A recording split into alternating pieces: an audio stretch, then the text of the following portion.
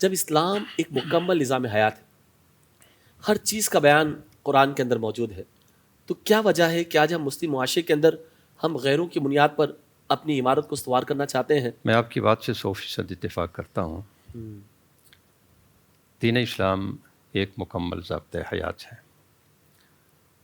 بدقسمتی سے ہم دین اسلام کو صحیح طور پر سمجھ نہیں پائے۔ اگر ہم صحیح طور پہ سمجھ لیں کہ دین اسلام ہے کیا اور اس کی اخروی برکات کے ساتھ ساتھ جو اس دنیاوی برکات ہیں ان کو ہم صحیح طور پر سمجھ سکیں تو میں نہیں سمجھتا کہ یہ مسلمان قوم کسی غیر کی طرف دیکھے گی۔ ان رہنمائی کے لیے سب کچھ دین اسلام کی تعلیمات میں مل جائے گا۔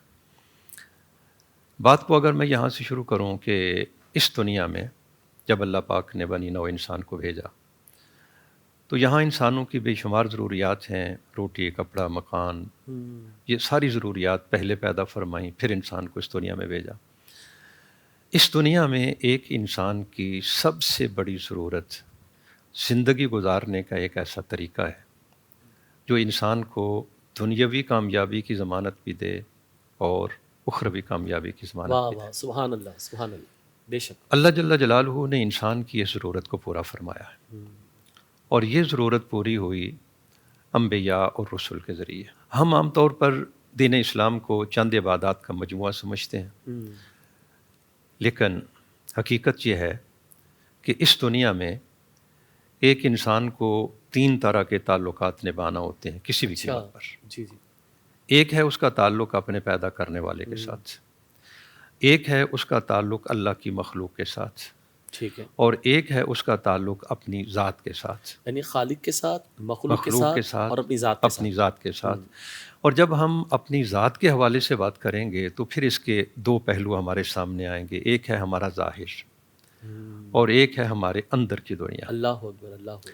اب دین اسلام صرف اتنی بات نہیں کرتا کہ تمہارا اللہ کے ساتھ تعلق ایسا ہونا چاہیے اور اس تعلق کو اس طرح کا بنانے کے لیے تم کیا کرو۔ اللہ کی عبادت کے ساتھ ساتھ دین اسلام مکمل رہنمائی فرماتا ہے اللہ کی مخلوق میں سے ہر کسی کے ساتھ تمہارا تعلق کس طرح کا ہونا چاہیے۔ اللہ اکبر، اللہ اکبر۔ اس کے ساتھ ساتھ ہمارا ظاہر، یعنی آنکھوں سے کیا دیکھنا جائز ہے، کانوں سے کیا سننا جائز ہے، زبان سے کیا بولنا جائز ہے، یعنی حواس خمسہ کے ساتھ کیا تعلق ہونا چاہیے۔ اور اس کے ساتھ ساتھ ہمارے جو اندر کی دنیا، ہمارے اندر کس طرح کی سوچیں ہیں، کس طرح کے جذبات ہیں، کس طرح کے احساسات ہونے چاہیے، یہ مکمل رہنمائی دین اسلام ہمیں عطا فرماتا ہے۔ کیا بات ہے، سبحان اللہ۔ میں اگر اس کو بڑے آسان سے لفظوں میں بیان کرنا چاہوں تو آپ یوں سمجھ لیں، ہم وہ سارے سوالات جو آخرت میں پوچھے جائیں گے، وہ گناہ، وہ غلطیاں جن پر انسان کو سزا ہوگی آخرت میں، قرآن پاک اور نبی علیہ الصلوۃ والسلام کی حدیث مبارکہ سے وہ ساری باتیں اکٹھی کر کے ہم کلاسیفیکیشن کریں، درجہ بندی کریں، تو آپ کو یہ چیزیں صرف اتنی نہیں ملیں گی کہ یہ پوچھا جائے گا تو نے نماز پڑھی کہ نہیں پڑھی، بلکہ سوال یہ بھی ہوگا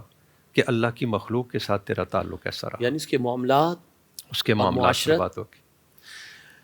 انسان کی اپنی جو زندگی ہے اس میں قرآن پاک نے بڑے کھلے لفظوں میں اعلان فرمایا، ان السمع والبصر والفؤاد کل اولئک کان عنہ مسئولا۔ ہم سے سوال ہوگا، تمہیں آنکھیں دیں تم نے کیا دیکھا، زبان دی تم کیا بولتے رہے، کان دیے تم کیا سنتے رہے۔